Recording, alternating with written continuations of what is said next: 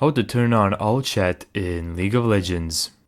So what you want to do is go to the options, then go to interface, and here you can check these three options, whichever one you want. Party means you can only see chat messages from your party. Same team is your party or your allies, and everyone is, well, literally everyone. Or if you want to mute everything, you can just do /mute. And you can also do /mute self. I hope this video helped you. Thank you so much for watching this video. If you found this tutorial helpful, make sure to give it a thumbs up and subscribe.